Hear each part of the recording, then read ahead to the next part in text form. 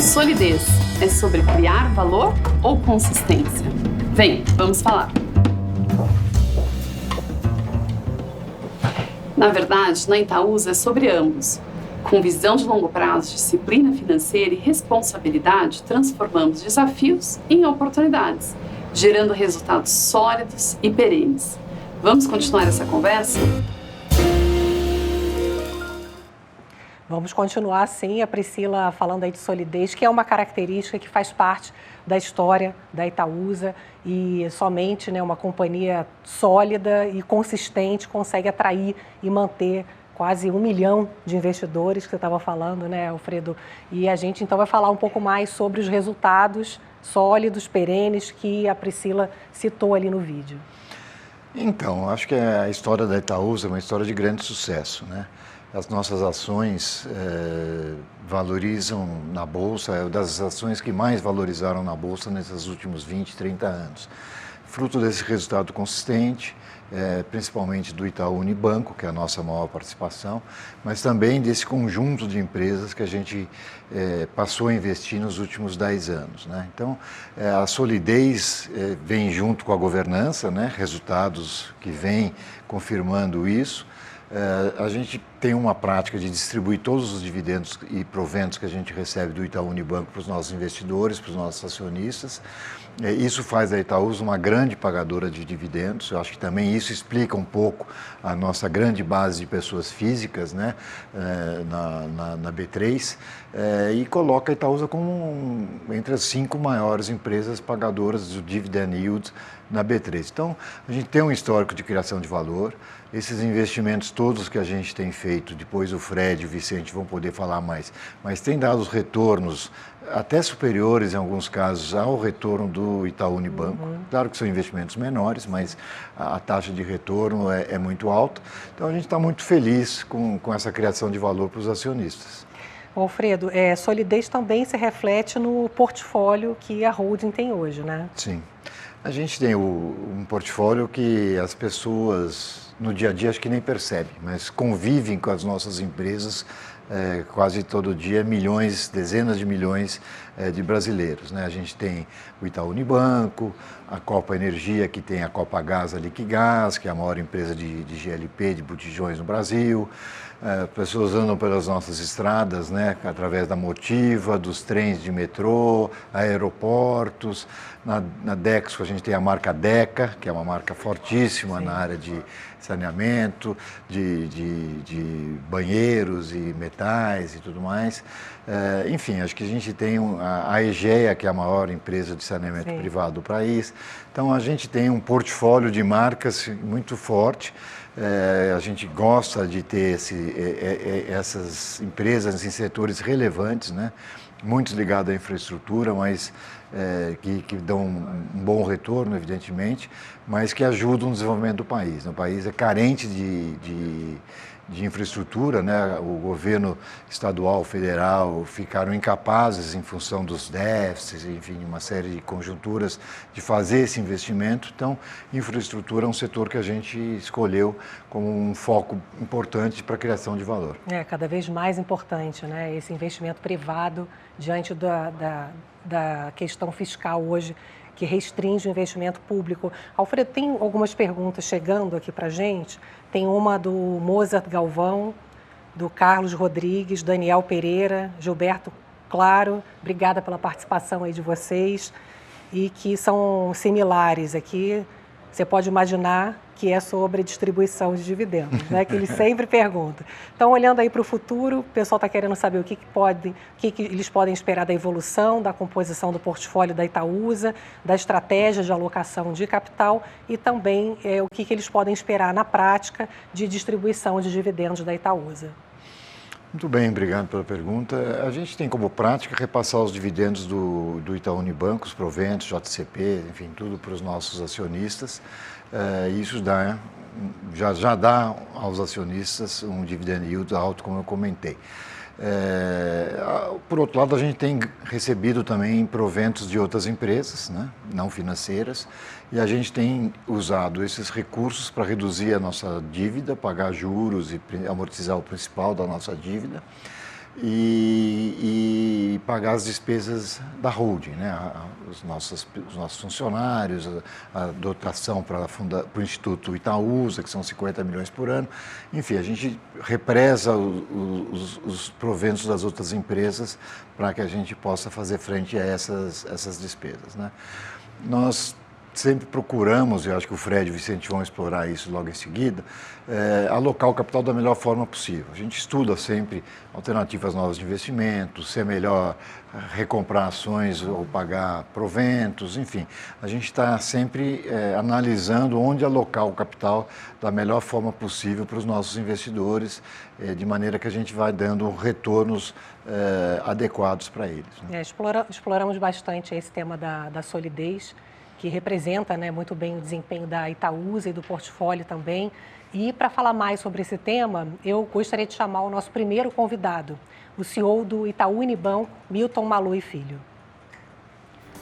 Temos uma salinha aqui.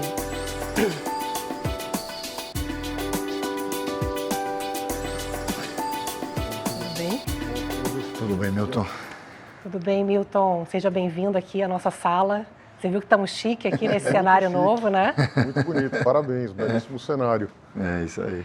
Ô Milton, vamos começar aqui a conversa que a gente estava falando sobre solidez, explorando um pouco mais o fato da solidez ser parte fundamental aí da trajetória do Itaú Unibanco, assim como da Itaúsa, né? Queria que você pudesse trazer a sua visão com a influência aí dos controladores, como é que essa influência vem contribuindo ao longo dos anos para manter resultados, retornos sólidos, para a criação de valor de longo prazo e a visão de futuro do banco. Claro. Bom, em primeiro lugar, bom dia a todos. Prazer estar aqui com vocês hoje. Alfredo, sempre um prazer, um privilégio. Juliana, bom revê-la novamente aqui no Itaúsa, no Panorama. Bom, primeiro, falar de solidez, eu acho que é falar do Itaú Unibanco, tá? E essa é uma palavra de ordem muito forte dentro do banco, porque a gente acredita demais na importância da visão de longo prazo. Um banco em que você não traz a palavra solidez, segurança, perde muito o apelo, né? Então, tem sido assim há muitas décadas, não é à toa que a gente cumpriu, e esse mês, inclusive dia 27 de setembro, 101 anos, parece que foi ontem que a gente estava celebrando o centenário, já estamos celebrando 101 anos, primeiro ano do próximo centenário, né? E, portanto, eu acho que o nosso olhar sempre é um olhar de longo prazo. O Alfredo falava no início, e tem uma marca muito forte da Itaúsa, que é governança também, né? Solidez, governança, visão de longo prazo, isso fala com a gestão do banco. Primeiro, um conselho altamente capacitado, né? Com uma mistura muito importante de perfis, sejam perfis dos próprios controladores, perfis dos conselheiros independentes, sempre olhando para o próximo ciclo, que perfil e quais são os desafios que o banco tem. Então, acho que essa mudança até recente no conselho, 3 conselheiros mais focados no mundo da tecnologia, tem sido muito importante, né? Segundo, o olhar do dono. Então, eu acredito muito, né, na importância de uma família. E quando a gente olha no mundo e vê empresas listadas no mercado e a performance de empresas que têm um controlador claro, um acionista de referência claro e true corporations. E a gente vê a importância do olho do dono, né? A importância de um conselho que transmite todos os dias os valores e que estão numa missão. Eu falo que no banco a nossa missão é uma corrida de bastão. Então, isso vale para os acionistas, que vão passando de geração em geração, isso vale para a administração, né? Tudo no banco é uma continuidade. Então, um CEO passa o bastão para o próximo, que vai correr da melhor forma possível, para que no próximo trecho também passe o bastão à altura para que o próximo corredor corra da melhor forma possível.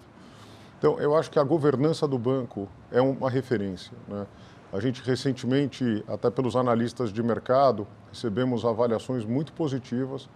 A gente conseguiu ficar em primeiro lugar em todas as métricas, e métricas eram desde a administração, eventos de RI, especialmente conselho de administração.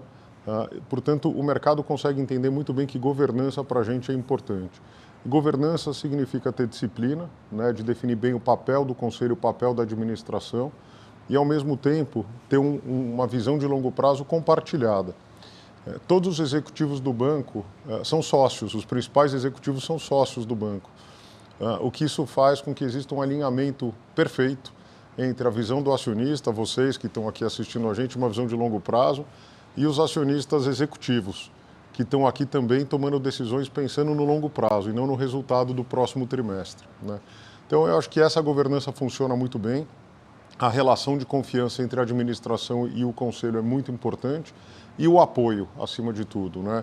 O conselho é o lugar onde a gente debate todos os temas, onde as provocações acontecem, em que as contribuições são feitas, as provocações, e o papel da administração é entender, absorver e trabalhar naquele plano que foi combinado. Enfim, então eu acho que isso funciona muito bem. E o banco, se a gente olhar esses últimos ciclos, foram ciclos muito voláteis na economia, né? A gente viu o setor passando por momentos de mais volatilidade, mas tem alguns aspectos do nosso modelo de negócio que também bate com a fala do Alfredo, não é à toa. Primeiro, a alocação de capital, né? Para a gente, dentro do Itaú Unibanco, alocar capital é algo muito importante. A gente faz com muito cuidado. Essas são métricas que eu diria que são diferenciais competitivos. Gestão de riscos é algo que a gente tem feito e sempre teve no DNA da organização. Não é fugir do risco, Juliana, é entender o risco e administrar bem o risco, dependendo do cenário e em todas as variáveis de riscos possíveis. E mais do que tudo, inovar, né? Quer dizer, um banco que não tem coragem, que não inova, que não olha para frente, sem abrir mão desses pilares, não consegue construir o futuro, né? Quer dizer, performance passada não é garantia de performance futura. Então, essa inquietude, essa humildade com que a gente lida com os temas, e tem um dos pilares da nossa cultura que eu gosto muito, tem dois, na verdade, que eu tenho dado muita ênfase, né? Cliente sempre esteve lá, presente. Ética sempre esteve lá presente, também bate com a primeira palavra do vídeo de abertura de hoje do evento, ética. Mas tem dois pilares muito importantes. O primeiro é o a gente não sabe tudo, é trazer para o banco, porque quando você é líder de um setor, você corre o risco de achar que tem todas as respostas. E, na verdade, se você não estiver atento para o consumidor, atento para os concorrentes, atento para as inovações, para onde o mercado está indo, você perde a capacidade de ser relevante no longo prazo. Então, isso é algo que a gente tem feito muito, é esse olhar atento para fora, reconhecendo que tem gente que faz coisas melhores do que a gente deve, enfim, se impor uma barra mais alta todos os dias. E o segundo aspecto que eu falo bastante é o vamos de turma, né? Um banco do tamanho do nosso, com 100 mil colaboradores, 15 mil fora do Brasil, se você não tiver uma cultura forte, né, e a transformação digital e cultural que a gente vem fazendo ao longo dos anos, busca isso, é um alinhamento total dos comportamentos para que a gente consiga ter um grupo de colaboradores altamente motivados, mas que entendam que os valores da casa são importantes e que o cliente está do lado de fora, para que a gente atenda o cliente da melhor forma possível e entregue um só banco. Tem várias perguntas chegando para você, claro, todo mundo quer fazer pergunta para você, né? Eu acho que ninguém vai me perguntar de dividendo hoje, imagino. Já perguntaram bastante, né, para o Alfredo, né? Não, pode ter certeza. Eu vou deixar para o Alfredo também, viu? Olha, uma do Renato Veríssimo, tem outras também nessa linha. Em que estágio vocês estão aí nessas jornadas falando desse destaque aí que você já falou sobre a questão dos investimentos em transformação cultural e digital do banco, né? Em que estágio estão essas jornadas, se puder falar um pouco mais, e também as principais iniciativas do banco que têm impactado positivamente a vida dos clientes. Perfeito. Olha, primeiro, a transformação, tanto a cultural como a digital, ela é constante. Então, o dia que eu disser para vocês que a gente atingiu 100%, tem algo errado. Então, o objetivo é um objetivo móvel, né? E ele muda todo dia porque o mundo muda numa velocidade importante e a gente tem que estar sempre se atualizando. Eu vou separar em dois capítulos a sua resposta, a sua pergunta. Eu vou primeiro falar sobre a transformação cultural e aí eu já falo da transformação digital. A gente, logo que eu assumi, a gente, enfim, sempre teve uma cultura muito forte na organização e a gente sempre entendeu que esse é um diferencial competitivo. Mas a cultura, ela é dinâmica. Tem alguns pilares que são atemporais, a ética é atemporal, a visão de cliente é atemporal, performance é atemporal, mas tem outros pilares, como diversidade e inclusão, como vamos de turma, que é um dos pilares da nossa cultura, o a gente não sabe tudo, são pilares mais novos e que a gente incorporou. Esse é um tema, eu falo que o CEO, ele é mais do que o Chief Executive Officer, ele é o Culture Executive Officer, porque eu realmente acredito que o papel do CEO é transformar e trazer e praticar a cultura manhã, tarde e noite. Então, todas as decisões que eu tomo, eu procuro explicar. Sempre tem uma tecla SAP depois da decisão para tentar justificar e quase que explicar para as pessoas por que a gente está tomando aquela decisão, por que ela é alinhada à nossa cultura. A gente fez uma série de trabalhos com a administração do banco, com todos os líderes, trabalho de cultura mesmo, workshops, trazendo as pessoas para a mesa, discutindo com as pessoas, qualificando cada item da nossa cultura. Cada verbatim tem uma lógica, uma razão de ser. E esse é um trabalho que vem evoluindo muito forte dentro do banco. Como é que a gente mede o resultado da cultura? Mas está indo bem ou está indo mal? O primeiro, o resultado. A organização está sendo capaz de entregar resultados fortes e sólidos? Eu acho que é a cultura na sua máxima potência. Número 2, como é que está o ambiente dentro do banco? A gente tem atingido o eNPS, a gente fala muito do NPS, né, que é o Net Promoter Score, que é uma métrica de avaliação de satisfação de cliente. A gente também tem o Employee Net Promoter Score, que é uma métrica para avaliar como é que as pessoas estão no banco. E para a gente o ambiente importa muito. Se você não tiver uma equipe apaixonada e muito motivada com aquilo que ela faz, dificilmente ela vai conseguir encantar, né, e envolver os nossos clientes. Então, para mim, essa combinação é muito importante. A gente tem operado nos maiores patamares de NPS. E o NPS, a mesma coisa. Então, o resultado disso tudo é que se você tem equipe altamente motivada, uma cultura clara, uma direção muito clara para todos, os resultados vêm, né? E o resultado, ele é consequência de você atender bem os seus clientes. Então, é muito importante deixar claro que o resultado e a satisfação do cliente andam de mãos dadas. E essa é a visão que a gente vem perseguindo. Então, a transformação cultural, ela é diária, é todo dia, é o tempo todo, e a gente nunca vai estar 100% da jornada, por definição. Mas eu acho que a gente está num momento muito sólido, né, da transformação cultural, muito feliz com os frutos que a gente já tem colhendo, mas muito trabalho a ser feito ainda. Tá?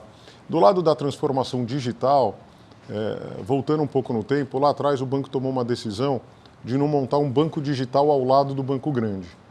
Porque quando você faz isso, você perde a capacidade de se transformar. Fica quase a sensação de que tudo que é novo tem que ser construído fora da nave-mãe, né, do grande banco, onde estão os mais de 70 milhões de clientes. E a nossa decisão naquele momento foi, não, para a gente encarar essa modernização e transformação, a gente tem que começar por dentro, por nós mesmos, né? Isso vale para a transformação cultural, né? Quer dizer, eu, quando assumi o banco, eu mandei um e-mail de 100 dias dizendo que a transformação cultural começava comigo. Eu precisava me adaptar às mudanças, eu precisava me transformar. E quando você convida as pessoas a se transformarem junto com você, é um processo muito mais fácil. Todo mundo olha e fala, bom, se ele tem que fazer a mudança, eu vou fazer também. O mesmo vale para a transformação digital. Quando o banco decide que a transformação tem que acontecer no banco, onde estão os mais de 70 milhões de clientes, a gente fez uma transformação muito poderosa na tecnologia. Foram anos e anos e anos de investimentos muito importantes. A gente já tem mais de 70% dos nossos sistemas modernizados. E quando eu falo modernizado, significa rodando em nuvem. É pré-condição para a gente ir para a nuvem que a plataforma esteja reescrita e modernizada. A gente mudou o método de trabalho na organização, tem mais de 25 mil pessoas hoje trabalhando no modelo ágil, que muda completamente a forma de entregar valor. Eu vou dar um dado que eu acho que tangibiliza bem. A gente, há poucos anos atrás, fazia em produção, aquilo que muda e impacta a vida do cliente, 1.000 mudanças por mês. No mês passado, nós fizemos 35 mil mudanças no mês. Então, é só para vocês terem uma ideia de quão exponencial, né, é essa transformação que o banco está vivendo. Significa ter plataformas em escala, significa ter velocidade de resposta. O Super App, hoje unificado, a gente tinha 7 aplicativos, hoje estão todos unificados em um Super App para 100% da base. E a gente migrou mais de 15 milhões de clientes que tinham uma experiência no Mono App, que estão hoje no Super App. E essa taxa de migração foi de 99,3%, com um índice de satisfação acima de 80%, o que mostra que a gente tem cuidado, sim, dos clientes. O que eu acho que o banco tem de fortaleza é ser um banco universal, porque a gente é tão forte no atacado como a gente é no varejo. A gente é tão forte no mundo do Itaú BBA, no mundo de asset management, no private banking, como a gente é no banco de pessoa física, banco de pessoa jurídica. E essa é a força do todo, ser um banco universal que está olhando, né, para o longo prazo todos os negócios com planos robustos de crescimento, né? Claro que a atividade econômica é fundamental, né? Se a gente não tiver crescimento, o Alfredo falava de crescimento agora há pouco, mas se a gente não tiver crescimento, não tiver uma agenda de país estruturante para que o crescimento possa acontecer com mais vigor, naturalmente a capacidade de crescer ela fica um pouco afetada. Mas a gente tem encontrado novas avenidas de crescimento, né? Isso eu acho que é o mais importante, independentemente do PIB, a gente procura encontrar novos bolsões, novos mercados, e a gente tem conseguido crescer com muita força e consistência numa transformação digital profunda e cultural também. Ô Milton, acho que bacana se você pudesse falar para as pessoas que estão nos assistindo. O Itaú Unibanco é uma das maiores, se não a maior empresa de tecnologia em número de funcionários, né? E que tem possibilitado todo esse crescimento. E o quanto isso tem nos ajudado a reduzir os gaps com os bancos digitais. Perfeito. E tudo mais. Perfeito, Alfredo. A nova concorrência, né, que está aí forte, né? E uma nova concorrência competente. Sim, né, muito acima de tudo. Então, ter essa humildade de reconhecer, olhar para o lado, entender que tem gente competente e que a gente precisa andar mais rápido é importante. O Alfredo tocou num ponto. Eu acho que hoje o Itaú Unibanco é a maior empresa de tecnologia do Brasil, se a gente parar para pensar. A gente fechou agora esse último mês com 19 mil pessoas na área de tecnologia. Imaginando num banco de 100 mil, falar 19 mil, 19%. Mas a conta não é exatamente essa, porque no Brasil são 85 mil pessoas. Esses 19 mil estão só no Brasil. Então a gente está falando de mais de 25% quase que do quadro do banco, quase 25% do quadro do banco em tecnologia. Só que tem um ponto novo aqui nessa discussão. No passado a gente olhava a tecnologia como uma área isolada, né, onde a gente ia lá, a área de negócios fazia um pedido, tecnologia levava para a fábrica, voltava com o produto. Isso mudou. Então, eu diria que os nossos 85 mil colaboradores, tirando a turma que está na ponta, todas as áreas de negócios e produtos também são gestores de tecnologia. Então, no fundo, hoje a gente acredita muito num conceito que a gente chama, que a Amazon usa muito, que é o two in a box. O two in a box é você ter um head de negócio, um head de tecnologia juntos, trabalhando naquela plataforma. Então, todo gestor de negócio do banco é gestor de plataforma tecnológica. Todo head de um produto é head de uma plataforma tecnológica. E todo head de tecnologia é head de um negócio. Então, no tempo, mesmo esses 19 mil que eu marco hoje como tecnologia, eles vão deixar de existir nesse conceito. Eu diria que mais de 30 mil pessoas hoje no banco pensam em tecnologia, em produtos de tecnologia. Tá? Essa é uma mudança muito relevante. Então, isso fez com que a gente fosse capaz, vou dar alguns números, só nesse último ciclo, né, nesses últimos meses, a gente lançou mais de 19 produtos novos, que são features de contexto, dentro da jornada dos clientes. Então, vocês que acessam os nossos super apps, vão ver que tem novas soluções. É o cofrinho, é a mudança de limites, né, é o gestor de gastos, para que as pessoas... A gente descobriu que 60% dos nossos clientes não tinham a informação de como eles estavam gastando. Achavam que sabiam e se depararam com dados e assustaram com os dados. Então, a gente tem lançado soluções que têm tido um nível de engajamento e de sucesso muito rápido. Então, no mundo de hoje, você mede não por entrega da solução, né? Não é estar disponível no aplicativo que o produto está entregue, é por adoção. E a adoção, né, nos cofrinhos, bilhões e bilhões de reais hoje nos cofrinhos, milhões e milhões de clientes usando o controle de gastos, milhões ou bilhões de limites sendo transferidos entre produtos, mostra que a gente tem conseguido resolver dores de cliente. Então, eu diria, Alfredo, que a gente nunca esteve tão preparado para competir com os neobanks. Eu diria que hoje a gente, claro, sempre tem uma transformação ainda a ser feita, a gente continua nessa jornada, a gente planeja nos próximos anos e no horizonte curto de tempo desligar os famosos mainframes. Quer dizer, essa é uma mudança transformacional para um banco do nosso tamanho, mas eu acho que hoje a gente não perde para ninguém em termos de capacidade de competir, né? E essa é uma mudança importante. Eu acho que a gente tem times altamente capacitados, tecnologia de ponta e capacidade de execução primorosa. Então a gente está muito animado, de novo, pés no chão, muita humildade, porque ainda tem muita lição de casa para ser feita. Milton, você está falando aí de uma questão importante, educação financeira, né, que o brasileiro precisa muito. Queria que você se puder falar um pouco mais sobre os segmentos que você vê hoje com mais oportunidade. Olha, Juliana, eu diria assim, a gente está em fase de orçamento, né, e já a gente vai, enfim, para o call do terceiro trimestre, início do ano que vem, call do quarto e o guidance, né? O guidance é quando a gente vem para o mercado e diz nas principais linhas do balanço o que a gente espera para o ano que vem. Então, a gente está exatamente nesse processo. Eu diria que assim, a atividade é um tema central sempre, né? Olhar a capacidade, né, do país, né, das empresas. A gente está num momento de ciclo restritivo de juros, e é para isso que existe a política monetária, para trazer inflação, que é o pior imposto que existe, né? É um imposto regressivo e ele impacta de forma relevante, especialmente, né, as bases que são menos privilegiadas. Então, esse é um tema importante. A gente ainda assim fez uma transformação muito grande no negócio de pessoa física do banco. A gente anunciou recentemente um refresh, que a gente chamou, e tanto na pessoa física como na pessoa jurídica do varejo, a gente vê oportunidades enormes. A gente acabou de fazer o Itaú Day, em que a gente divulgou para o mercado muito do que a gente imagina fazer nos próximos anos. Então, tem oportunidades para crescer de forma relevante no segmento de média e alta renda, num segmento que nós já somos líderes. Na pessoa jurídica, nós somos líderes na pessoa jurídica e ainda tem muita oportunidade. Tem alguns bancos fora do Itaú Unibanco, então tem oportunidade de ganho de mercado relevante. No Itaú BBA, nós somos líderes no mercado de atuação.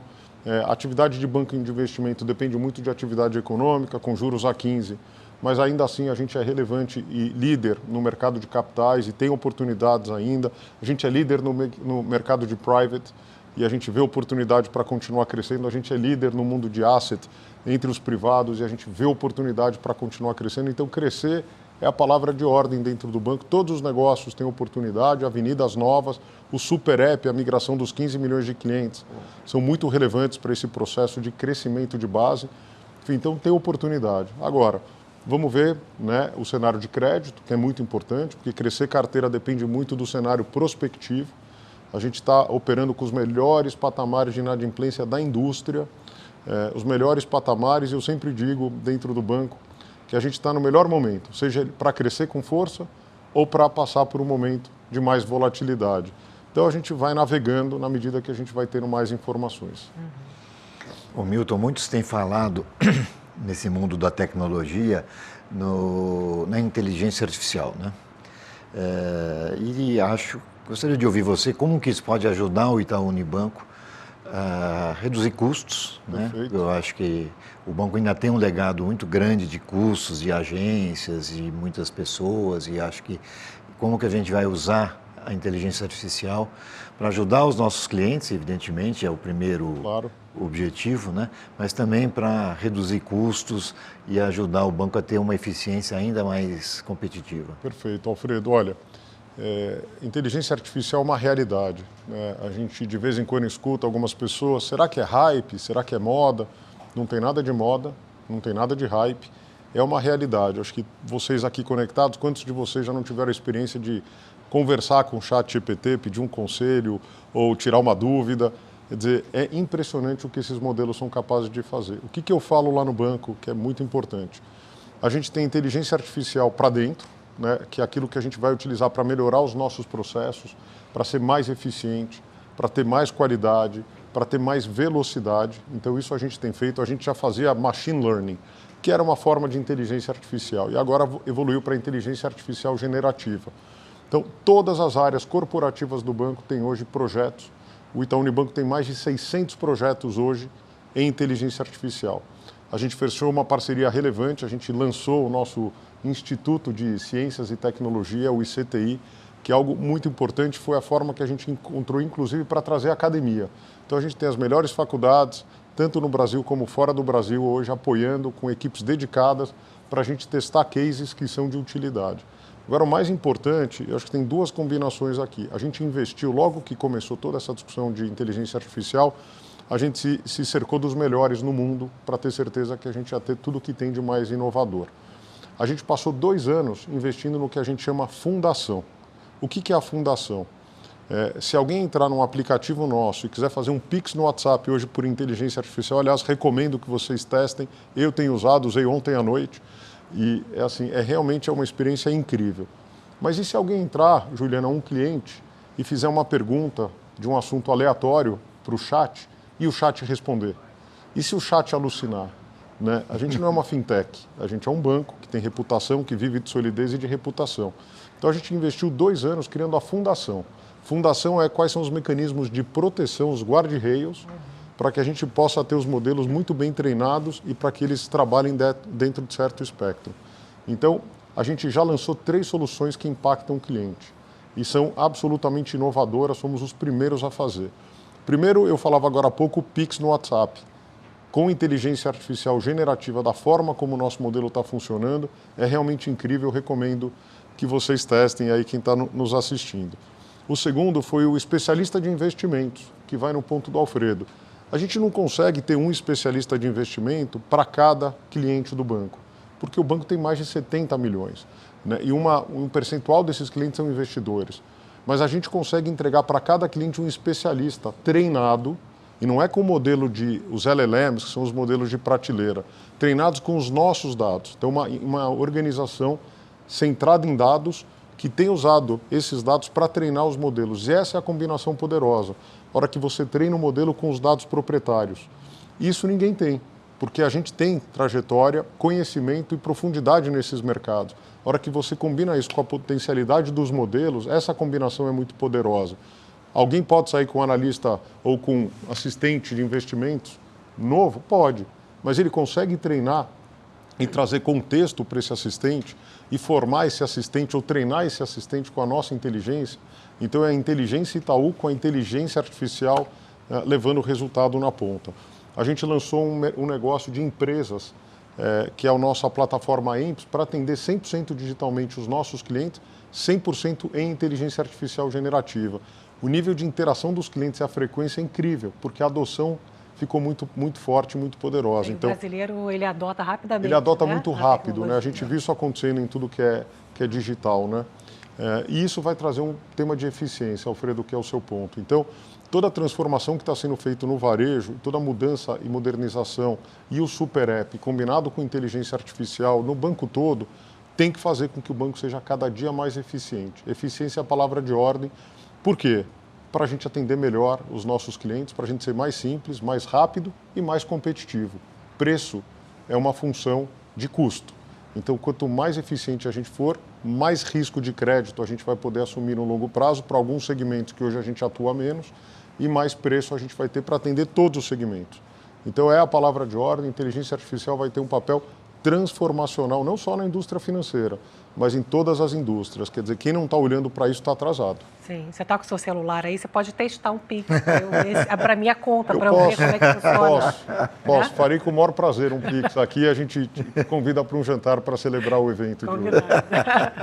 Bom, a gente não pode, obviamente, né, deixar de falar de dividendos, né? O Milton já chegou aqui falando que sabia que ia vir essa pergunta, né? Tem muitas perguntas sobre isso. Ao longo aí dos últimos anos, o banco tem conseguido crescer, isso exige capital e, ao mesmo tempo, em que a distribuição de proventos é relevante para os investidores. Então, a gente sabe que é difícil equilibrar, a gente quer saber se é possível esperar que essa dinâmica seja sustentável no longo prazo. Eu acho que esse é um ciclo virtuoso, né? E a gente vem trabalhando com muita ênfase quando você aloca bem o capital, quando você cria valor para os seus clientes, né? E trabalha da forma como eu descrevi até aqui agora, os resultados vêm, Juliana. E a gente vem conseguindo entregar ao longo desses anos uma rentabilidade muito acima do custo de capital. Então, isso para a gente é um mantra, a criação de valor, né? O que é a criação de valor que a gente tanto fala? É o resultado, a rentabilidade do banco menos o custo de capital. Hoje a gente trabalha com custo de capital calculado, com N metodologias, mas em todas elas a gente chega num número muito próximo de 15%.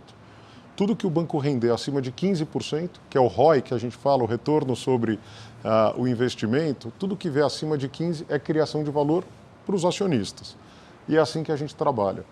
Existe uma métrica, né? Banco é uma atividade regulada e a gente precisa ter níveis de capital importantes, não só para cenários adversos, né? Para perda inesperada, mas também a gente precisa ter capital para crescer.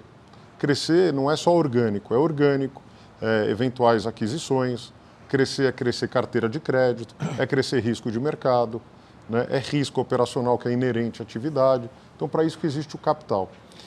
O que a gente definiu no Conselho é um apetite mínimo, enquanto o banco tem que rodar de capital, e lá está definido por 11,5 de capital nível 1, que é o CET1 que a gente tem. Não é o nível 1, é o CET1. Em cima disso, tem o que a gente chama de AT1, mas a gente sempre olha o 11,5 como uma métrica relevante. O banco hoje está rodando acima de 13 de capital. Logo, vocês podem pensar, bom, 13 menos 11,5 é o que tem de excesso de capital, isso deveria ser o pagamento de dividendo. Para fins de dividendo, a gente trabalha com meio ponto acima do apetite definido pelo Conselho, porque o Conselho diz esse é o mínimo. A gente precisa trabalhar com alguma margem, com uma folga. Então a gente costuma trabalhar com meio ponto acima, por isso que para dividendo a gente fala em 12. Só que além disso, o regulador vai evoluindo. Basileia, lá na Suíça, traz novas normas, a gente tem que se adaptar e a gente está vendo agora algumas mudanças regulatórias, risco operacional e risco de crédito.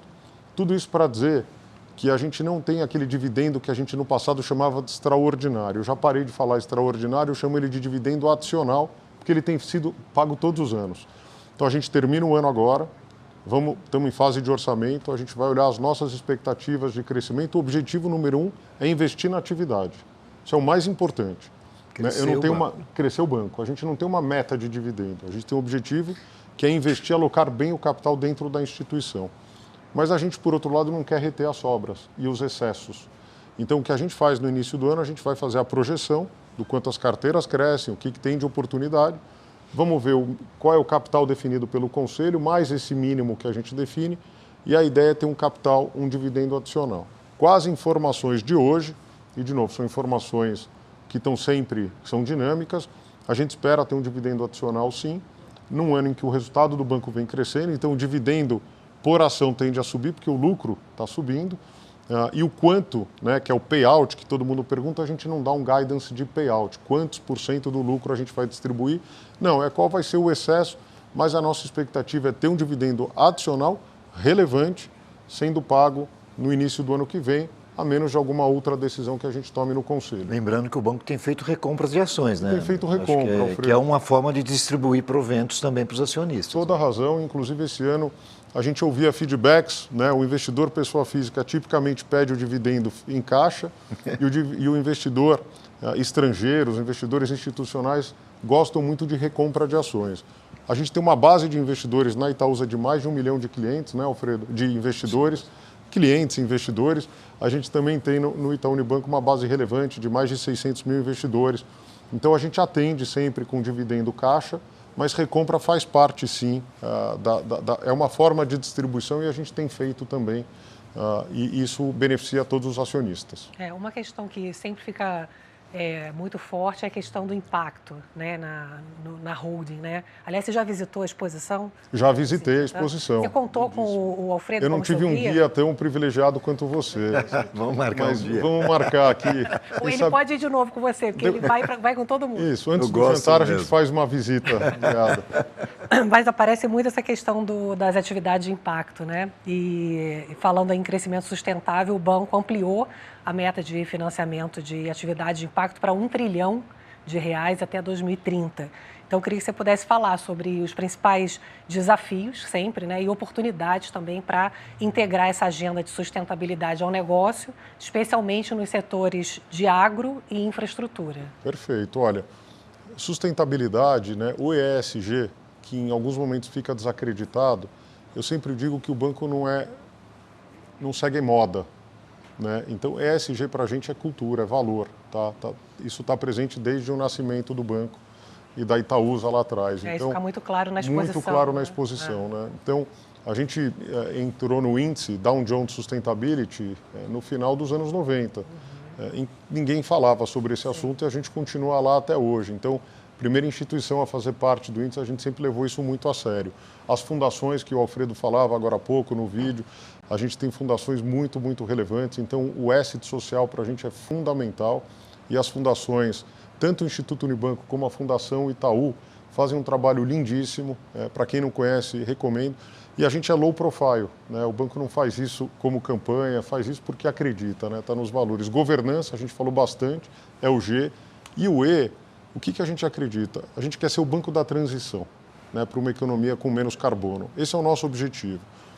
A gente não quer ter uma postura policialesca, porque a hora que você passa a ter essa postura, você não ajuda e não ajuda os seus clientes, em que a grande maioria deles tem um plano também de fazer essa transição, que a gente quer estar junto com os nossos clientes fazendo essa transição para uma economia de menos carbono.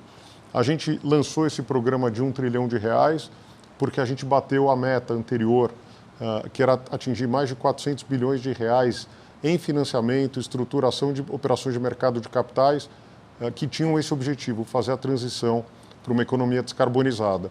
E a gente bateu essa meta 1 ano e meio antes do que a gente se propôs. E a gente falou, a gente precisa ter sonho grande, boas ambições, vamos colocar um novo objetivo. E a gente achou que R$1 trilhão era um objetivo relevante.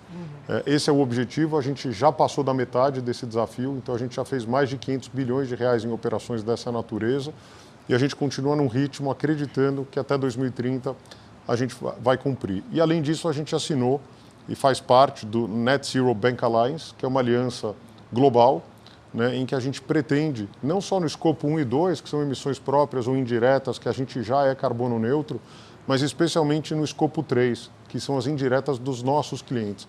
Como é que a gente ajuda alguns setores, e você mencionou o agro, infraestrutura, óleo e gás, tem vários setores, como é que ajuda esses setores nessa transição? E esse é o nosso papel, levando produtos, levando soluções. ESG é negócio. ESG tem que estar inserido dentro da organização como parte da atividade. Não pode ser uma área separada que tem vida própria, porque se ela não estiver conectada com os negócios e com os clientes, ela não avança na velocidade que deveria. Então esse é um desafio de todos, o inimigo é comum, e eu acho que todos os nossos clientes, os grandes sem dúvida nenhuma, têm planos claros e a gente quer andar de mãos dadas, financiando e ajudando nessa transição. Que bom ouvir isso. Obrigada, Milton. A gente tem aqui milhares de perguntas, você pode imaginar, mas a gente tem aí ainda outras questões, né? Essa agenda comprida. E quero agradecer aqui a participação do Milton Malui, que mais um ano aí do Panorama, e a gente explorou bastante aí o tema da solidez com você, junto com inovação, junto com sustentabilidade. Foi bom demais esse papo. Obrigada. Obrigado você, Juliana. Sempre um prazer. Alfredo, obrigado pelo convite. Milton. Espero estar aqui de novo ano que vem, né, em mais um Panorama Itaúsa. E queria agradecer a todos vocês, investidores, clientes, concorrentes, que estão nos assistindo. E, enfim, a gente trabalha realmente com muita força e muita ênfase. Com o pé no chão, né? Com o pé no chão e com muita humildade, porque os desafios são todos. E a gente está só no primeiro ano do próximo centenário, então tem muito trabalho para ser feito. Obrigado. Obrigada. Bom, e essa última resposta do Milton foi um gancho aí importante para a gente explorar mais um atributo. A gente falou de solidez e agora a gente vai falar de um outro atributo importante da Itaúsa, a sustentabilidade.